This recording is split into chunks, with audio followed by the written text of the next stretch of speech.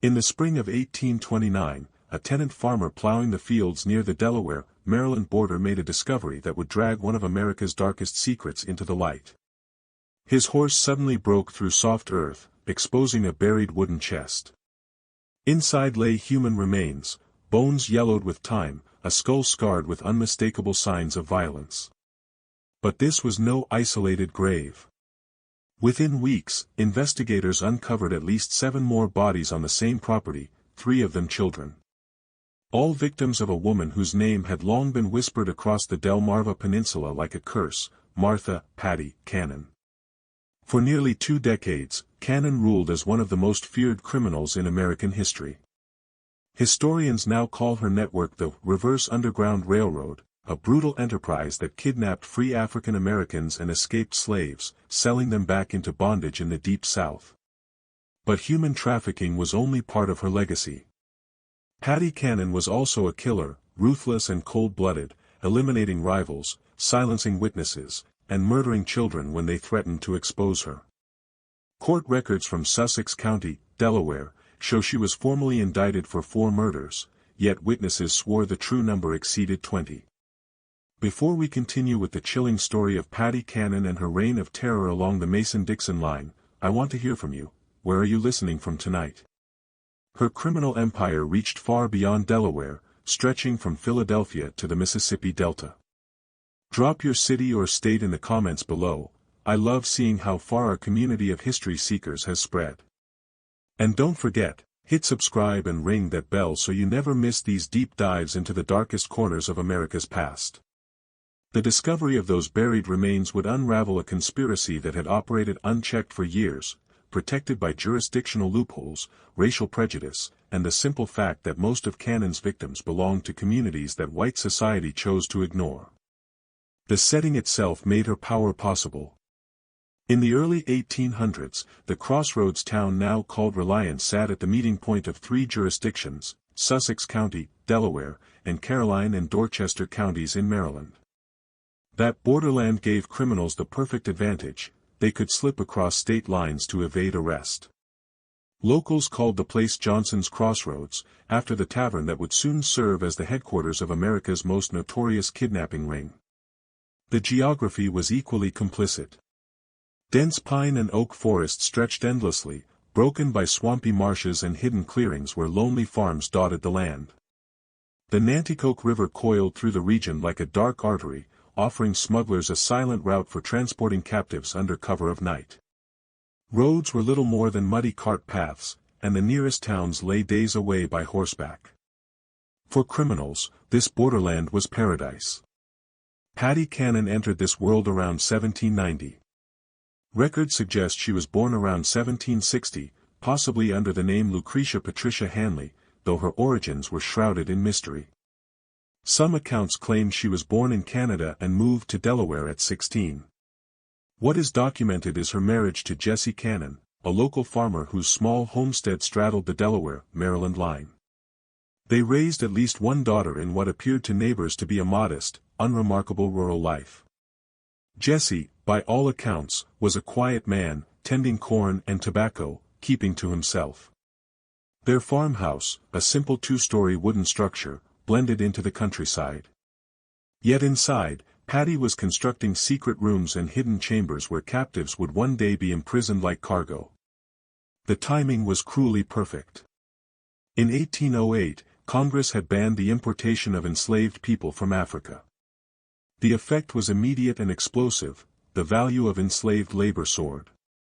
Where a healthy young man might once have sold for $300, now he fetched over $1,000 in the cotton fields of the Deep South. The invention of the cotton gin had unleashed a hunger for labor that seemed insatiable.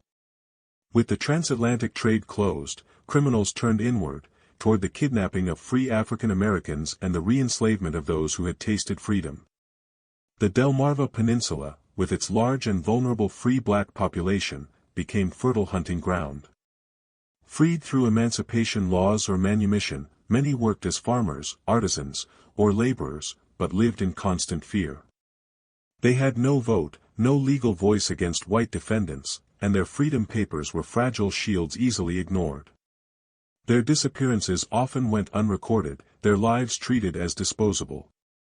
Paddy Cannon saw opportunity in this injustice. Contemporary accounts describe her as a towering figure, nearly 6 feet tall in an era when most women stood barely 5. Her voice was deep, her temper violent, her presence intimidating. By 1826, Jessie Cannon was dead, rumors whispered of poison, and Paddy now ruled the property alone. She had already begun weaving the criminal alliances that would make her name synonymous with terror. With law enforcement sparse and corrupt, and neighbors either too fearful or too indifferent to intervene, she thrived in the shadows. Thus began the transformation of Paddy Cannon, from widowed farm wife to the mastermind of one of the most ruthless kidnapping rings in American history. And it all started with the marriages of her daughters, a pattern of corruption that would shape the next 2 decades. Both of Paddy Cannon's daughters married into darkness. Their husbands were not farmers or tradesmen in the ordinary sense, they were slave kidnappers, predators hiding in plain sight. The first, Henry Brereton, was a blacksmith whose forge and hammer disguised his true business, capturing free African Americans and selling them into bondage. His trade gave him freedom of movement, traveling farm to farm, town to town, where he could quietly survey households, mark vulnerable young men and women, and plan their abduction. His customers were not neighbors seeking tools, they were buyers in the slave markets of the Deep South. In 1811, Brereton was finally arrested in Georgetown, Delaware, on charges of kidnapping. But prison walls could not contain him. He escaped that same year, vanishing back into the shadows. His criminal reputation had long been known in the community, yet his mobility and deception made him nearly untouchable. He often lured victims with promises of steady employment. Desperate families, hoping to secure futures for their children, would allow them to travel with him. They would never return. What seemed like opportunity was, in truth, a death sentence. It was after his escape that the Cannon family's descent into outright bloodshed began. Brereton, alongside Paddy Cannon and another criminal, Joseph Griffith, set a deadly trap at Cannon's Tavern. Their victim was a traveling slave trader known only as Rigdell. The scheme was simple: ply him with drink, rob him of his cash and captives, then remove the only witness. Rigdell carried thousands of dollars, money intended to purchase enslaved people, and believed he had found safe lodging. Instead, he walked into his grave. Neighbors later recalled the shouts, the struggle, and finally the crack of a gunshot echoing across the night. By morning, Rigdell was dead. His money, wagon, and horses had vanished.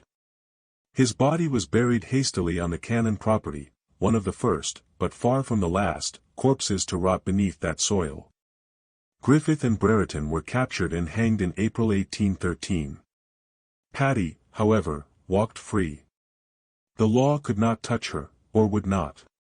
The murder of Rigdell marked a turning point. Until then, Cannon's family had provided safe harbor for criminals and profited from kidnappings.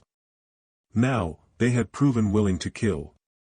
Murder became part of the business model. And Paddy Cannon would never look back.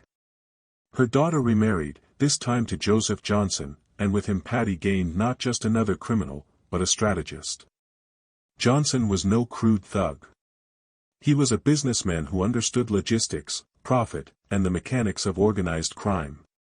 He brought with him money, Southern connections, and a tavern perched directly on the Delaware-Maryland line. This building, later infamous as Joe Johnson's Tavern, was a masterpiece of criminal geography. Some rooms fell under Delaware law, others under Maryland jurisdiction. When sheriffs from one state arrived with warrants, suspects could simply step into the other half of the tavern and claim immunity. The tavern itself was the perfect mask. To travelers, it was a way station, a bar, a common room, guest quarters. But beneath its floors lay a darker world. Cellars and tunnels, hidden behind false walls, held kidnapped men, women, and children in chains. Iron rings were fastened into stone, designed to anchor the shackles of the terrified. Narrow ventilation shafts ensured captives could breathe just enough to survive their confinement. The screams that echoed underground never reached the surface. To outsiders, it was just another tavern. To those trapped below, it was hell.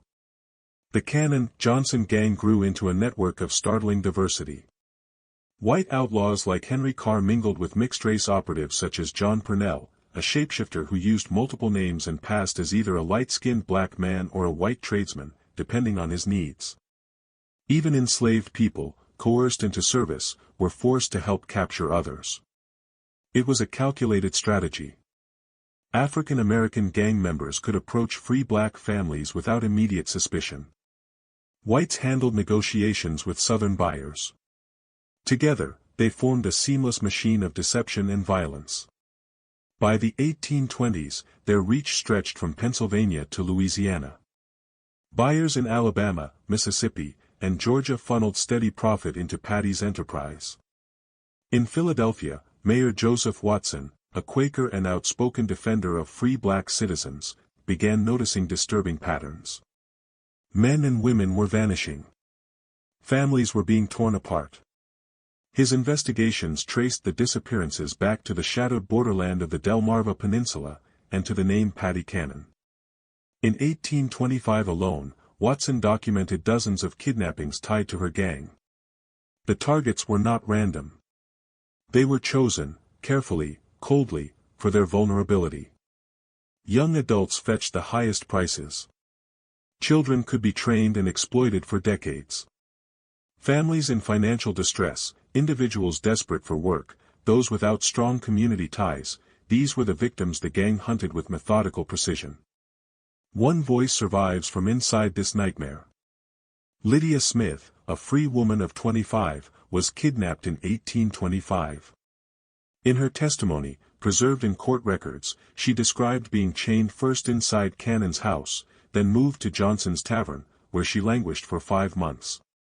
She recalled the hunger, the stench of the cellar, the terror of waiting for the day she would be shipped south with dozens of others. Only the intervention of Watson's network saved her from disappearing forever into the cotton fields. Her words remain a rare glimpse into the suffering that Patty Cannon built her empire upon. Lydia Smith's testimony tore the veil off Patty Cannon's empire of terror.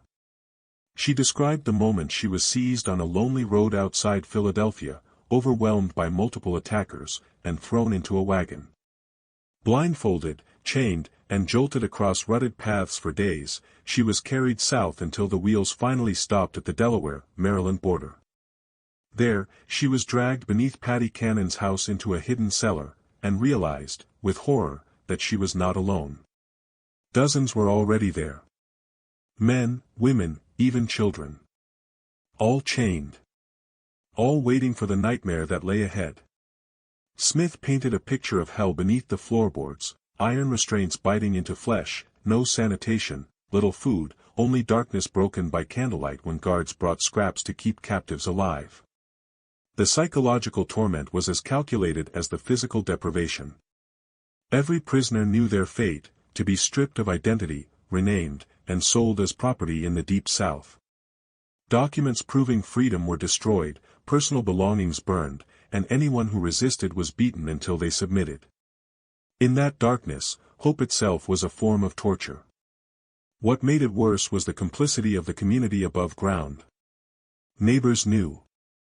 They knew that free black men and women vanished near Cannon's property. They saw wagons arriving at strange hours, witnessed suspicious meetings at Johnson's Tavern. Yet silence prevailed. Some profited by selling supplies without questions. Others provided tips on vulnerable targets. Even lawmen were rumored to take bribes. In a society where black testimony meant little against white criminals, the victims' voices were swallowed by indifference. That indifference shattered only when white men began disappearing. The gang's victims were not only free African Americans, they also targeted slave traders traveling through with cash and captives. In 1820, a Georgian trader, known in records as Bell or Miller, vanished after stopping at Cannon's Tavern. He had been carrying as much as $35,000, a fortune in that day. His horse later surfaced in Patty's possession, though she claimed the man had sailed south. Investigators found the lie transparent. His disappearance marked a dangerous escalation. Unlike black victims, slave traders had wealthy backers who demanded answers. Their vanishings could not be ignored. Paddy's methods for disposing of them were chillingly efficient. Traders were welcomed as honored guests, served drinks, encouraged to boast of their wealth and routes. Then, when drunk and unguarded, they were murdered. Their cash funded Cannon's operations. The enslaved people they carried were absorbed into her network and sold. Their bodies were dumped into shallow graves on her land. With each killing, Paddy removed competition while feeding her own empire. By the mid-1820s, cracks began to form. Philadelphia's Mayor Joseph Watson, driven by Quaker principles and outrage at the vanishing of his city's black citizens, offered $500 rewards for information. In today's terms, it was months of wages, and money loosened tongues. Dissatisfied accomplices, embittered neighbors, even escaped victims began whispering truths to authorities. At the same time, Pennsylvania's governor worked with southern states to track Cannon's kidnappings, exposing not isolated crimes but a sprawling criminal network that had flourished for over a decade. The gang responded the only way they knew how, through blood. Rather than retreat, they silenced potential witnesses with increasing ruthlessness. It was a decision that sealed their fate. Murder expanded beyond enslaved children and vulnerable adults. Now it reached those whose disappearances could not be buried beneath silence. At the heart of the storm was a boy named Cyrus James. Paddy had purchased him as a child of 7, raising him in her household.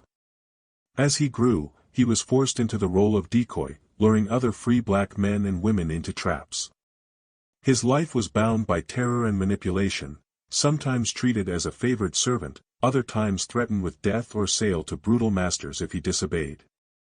Cannon's cruelty ensured his loyalty by alternating reward with terror. Yet, as he matured, he could no longer ignore the horror of his complicity. He was being used to destroy people who looked like him, people who shared his blood and his fate. That realization cracked his obedience. James became the gang's greatest liability, and eventually its undoing. His testimony revealed crimes so grotesque that even hardened officials recoiled. He spoke of bodies buried on Cannon's land, of children killed not by accident but by design.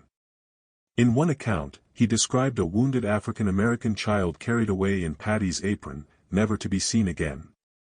He admitted he had been forced to help dig graves, to erase lives as if they had never existed. What he revealed was not random cruelty, it was cold calculation. Children who became sick or inconvenient were murdered rather than treated, because medicine cost money, and mercy drew suspicion. To Paddy Cannon, human life was expendable. Profit was eternal. Those who proved defiant, young men and women who insisted on their freedom, children who could not be controlled, were eliminated without hesitation. Even infants born to captive mothers were sometimes killed if Paddy Cannon judged them to be more burden than profit. Human life was reduced to calculation, and the numbers rarely favored mercy. The gang's undoing began with their treatment of rivals. The illegal trade in human beings was viciously competitive, and Cannon's gang gained a reputation not just for kidnappings, but for murdering rival slave traders to seize their money and their captives. As law enforcement pressure mounted, their killings escalated. Dead traders could not testify. Their arrogance convinced them they could murder white men with the same impunity that had long shielded them for slaughtering black victims. This was Cannon's fatal miscalculation. In the spring of 1829, fate struck back. A tenant farmer plowing newly cleared ground on Cannon's property saw his horse stumble into a sunken patch of earth. Digging to free the animal, he unearthed a wooden chest, and inside, human bones. Investigators later identified the remains as belonging to the missing Georgia slave trader who had vanished nearly a decade before. The chest was too carefully made, its dimensions exact for concealing a body, its preservation too deliberate to be chance. This was no hasty grave. It was evidence of a system refined over years of practice. The discovery triggered a storm. Delaware and Maryland authorities, joined by representatives from Pennsylvania, obtained sweeping search warrants, unusually broad for the time, allowing them to excavate Cannon's properties and use evidence across jurisdictions. For the first time in American history, a multi-state investigation moved against her empire. Leading the effort was Sheriff Joseph Houston of Sussex County, working alongside Maryland officials and Pennsylvania's governor's office. The net was closing. On April 3, 1829, Cyrus James was captured while attempting to flee. Still only a teenager, James had spent nearly his entire life enslaved in Cannon's household, coerced into luring victims, threatened with violence, and forced to help dispose of bodies. Now, facing death himself, he made a fateful choice: he would speak. His cooperation was more than survival, it was rebellion. At last, he would sever the chains of fear Paddy Cannon had used to bind him. What he revealed shocked even hardened investigators. In testimony before the Justice of the Peace in Seaford, Delaware, James recounted murders spanning nearly a decade. He named names: Joseph Johnson, his brother Ebenezer, and Paddy herself. He described in detail how the Georgia trader had been shot at Cannon's supper table, stuffed into a wooden chest, and buried in the fields. But his revelations went far beyond a single crime. James mapped the entire machine of horror: the burial sites, the routes of transport, the hidden buyers and sellers, the network of kidnappers who had operated across states with terrifying efficiency. Guided by his words, authorities began digging. In Cannon's garden, they unearthed the small body of a mixed-race child. James explained the truth: Cannon believed the boy's father was white, perhaps even a member of her own family, and in her twisted paranoia, she killed him to erase the stain. There was no record of what became of his mother. The silence was its own indictment. More graves appeared. 2 more wooden boxes emerged from the earth. One contained the bones of a child James said he had seen Cannon beat to death with a piece of wood. The other held the remains of an adult believed to have been targeted for their possessions. Each box bore the same construction, built to hold human bodies, not by accident but by design. The pattern of the graves showed planning, calculation. Some remains even suggested the victims had been buried alive. As word of the discoveries spread, fear gave way to testimony. Neighbors who had once whispered in private began to speak. Former associates, emboldened by rewards and shaken by the unearthing of corpses, confirmed James's stories. Among them was Thomas Freeman, a free black man nearly ensnared by the gang in 1827. Promised work in Georgia, he had grown suspicious as they led him toward Cannon's property and escaped before it was too late.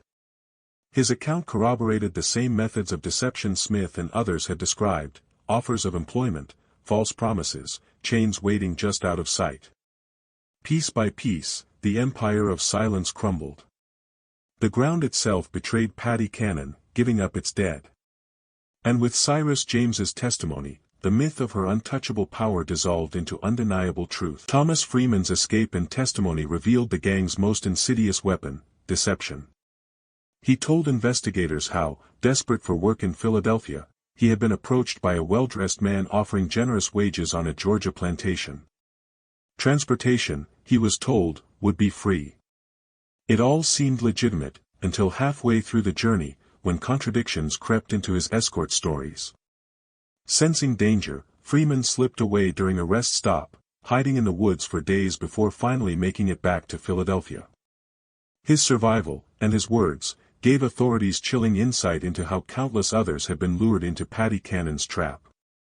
By 1829, the investigation had grown larger than Sussex County. Maryland officials began scouring Cannon's properties, while Pennsylvania coordinated efforts to track the missing citizens whose disappearances pointed south. For the first time, the Cannon gang was no longer viewed as a local menace; it was recognized for what it truly was: an interstate conspiracy, requiring the cooperation of multiple states and even officials in Washington, D.C.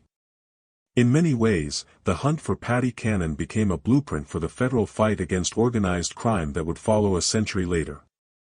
Then came the legal hammer. On April 13, 1829, a Delaware grand jury of 24 men handed down indictments against Martha "Paddy" Cannon. Signed by Attorney General James Rogers, the charges marked history: the first time Cannon faced real consequences for decades of murder, kidnapping, and terror. The fact that this all-white jury, farmers, merchants, and professionals, was willing to indict a white woman for murdering African Americans reflected how overwhelming the evidence had become. The machinery of impunity that had shielded her for so long was collapsing. The charges were brutally specific: the murder of an infant girl on April 26, 1822, a male child on that same date, an adult man on October 1, 1820, and a black boy on June 1, 1824. Each count carried the death penalty. This was no case built on rumor or whispers, it was built on bones unearthed from the earth, forged documents pulled from her study, and the testimony of Cyrus James, whose knowledge of the gang's crimes had proven devastating. For the first time, the law had Patty Cannon cornered. Cyrus James became the star witness, the young man once enslaved and forced into complicity now holding the power to dismantle the empire of the woman who had stolen his life. Guided by his testimony, prosecutors had bodies, burial sites, names, and dates. James Rogers, Delaware's Attorney General, took command of the prosecution. He made no secret of his intention: this case would prove that the law applied even to those who had long considered themselves above it. Meanwhile, Patty Cannon herself remained defiant. Nearly 70 years old, she was described in contemporary papers as broad, physically imposing, and disturbingly unrepentant. In the Sussex County Jail at Georgetown, she paced her stone cell like a caged animal, bewildered not by her crimes, but by the audacity of the law to prosecute her for them. To her, murder had been business, kidnapping a profession, and children mere property. Witnesses said she spoke of killings with the same offhand tone one might use to discuss the slaughter of livestock. She admitted freely to dozens of murders, spanning decades, describing her criminal career with chilling indifference. The jail was hardly built to contain such a prisoner. Constructed for petty thieves and debtors, it was hastily reinforced with extra locks and iron bars. Guards were doubled, not only to prevent escape, but to protect Cannon from vengeful associates, or enemies, who might have sought to silence her before trial. Inside, she remained calculating, confessing details of crimes far beyond the indictments she faced. Investigators quickly realized that the bodies already exhumed represented only a fraction of her victims. Her empire of terror had spanned states, claimed hundreds of lives, and thrived under the cover of indifference for nearly 20 years. The trial was set for late May 1829. Courtrooms from Philadelphia to Baltimore prepared coverage of what was expected to be one of the most sensational prosecutions in early American history. The case had everything: a woman criminal mastermind, bodies buried in boxes, kidnapped children, murdered rivals, and a network of terror stretching across the Mason-Dixon line. The evidence was airtight, the witnesses prepared, the community hungry for justice. For the first time, it seemed certain Patty Cannon would face execution for her crimes. But history turned one last time. On May 11, 1829, 3 weeks before her scheduled trial, guards entered Patty Cannon's cell and found her lifeless. The woman whose name had haunted an entire region for decades would never stand before a jury. Her reign of terror ended not at the hangman's noose, but alone in a stone cell, leaving behind only bones, blood, and a legacy of horror carved into the soil of Delaware and Maryland. The official cause of death was recorded as suicide by poison, though the circumstances remained clouded in mystery. Some claimed that sympathizers smuggled arsenic into her cell, others believed she had been secretly hoarding medicine for weeks. On the morning of May 11, 1829, guards making their rounds at Georgetown Jail discovered Patty Cannon lying lifeless on the stone floor. There were no signs of struggle, no evidence of forced entry. The iron cell door had remained locked from the outside. The only clue was a small vial concealed in her clothing, later determined to have held arsenic. How she obtained it was never proven. In an era when visitors were barely searched and oversight was minimal, the truth slipped into legend. Some contemporaries suggested that Cannon had resolved to take her own life the moment she was captured. Having watched her son-in-law and others march to the gallows, she knew what fate awaited her if convicted. Rather than face the humiliation of public execution, she ended her life on her own terms. In doing so, she denied the victims' families the satisfaction of seeing justice carried out. Yet her death closed the book on one of the most methodical and horrifying criminal enterprises in American history. Her sudden demise threw the legal system into disarray. Prosecutors had prepared for what was to be Delaware's most significant trial, a case that promised to expose every corner of the reverse Underground Railroad. Instead, Cannon's silence left countless questions unanswered. Investigations continued, but without her testimony, much of the gang's shadowy network remained hidden. Her key accomplices, Joseph Johnson and his brother Ebenezer, slipped away into the Deep South, vanishing into Alabama or Mississippi where jurisdictional reach could not follow. Local officials pursued them half-heartedly, but distance and disorganization doomed the effort. Only one figure remained, Cyrus James, the enslaved boy who had been forced into complicity. His cooperation not only spared his life, but earned him freedom. Relocated to Pennsylvania, he was sheltered by abolitionists, and some accounts claim he later turned his knowledge of criminal networks into service for the Underground Railroad, helping others escape the bondage he had once been forced to perpetuate. The investigation confirmed the staggering scale of Cannon's crimes. Historians estimate her gang trafficked between 500 and 1,000 free African Americans into slavery. In today's terms, the profits amounted to millions. But the real cost cannot be measured in dollars. Each kidnapping was a family torn apart, a life stolen, a community shattered. Most of the victims were never rescued, condemned to live out their days in bondage hundreds of miles from home. Children vanished from their parents, spouses were separated forever, and entire neighborhoods lived in terror of the night riders who might strike without warning. Geographically, the gang's reach was vast. Evidence tied their operations to networks stretching from New York to Louisiana.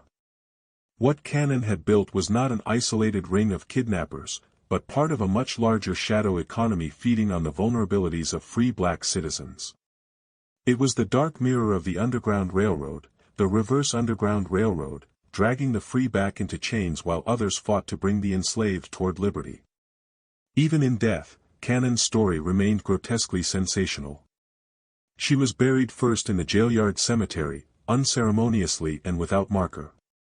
When the grounds were redeveloped into a parking lot in the 20th century, her bones were relocated to a potter's field. But her skull was kept aside, displayed in odd collections and even loaned to the Dover Public Library as late as 1961, a macabre relic of Delaware's darkest chapter. This grim fascination reflected a society unable to look away from the horrors she embodied. Her legacy was more than personal evil, it was systemic. Her career thrived on the loopholes of geography and law, where counties met, where states failed to cooperate, where prejudice dismissed black voices as unworthy of protection. Patty Cannon's empire survived because society allowed it to. Her crimes only became intolerable when they began to claim white victims whose money and influence demanded answers. The lesson is stark: justice came not because the vulnerable were finally valued, but because the powerful could no longer ignore their own losses. The impact on the Delmarva Peninsula was lasting. Johnson's Crossroads, once the hub of her empire, was renamed Reliance in an effort to erase its infamy, but the land never fully shook the shadow. For decades, property values remained depressed, and families left rather than live under the weight of memory. Her case became a rallying point for abolitionists, proof that slavery's evil extended beyond plantations into the theft of freedom itself. For historians, it remains a cautionary tale of how unchecked power, prejudice, and weak institutions can sustain atrocity. In the decades after her death, the line between fact and legend blurred. Pamphlets, newspapers, and novels sensationalized her story, most famously George Alfred Townsend's The Entailed Hat, 1884, which wove fact into melodrama. The original Cannon House stood as a grim attraction until its demolition in 1948, yet the soil where it once stood still draws curious visitors. Beneath the folklore and distortion lies a brutal truth: the memory of hundreds of lives erased, their suffering too often overshadowed by the infamy of the woman who enslaved them. This story forces us to confront uncomfortable questions. How many lives did Cannon's gang truly claim? How far did their networks extend?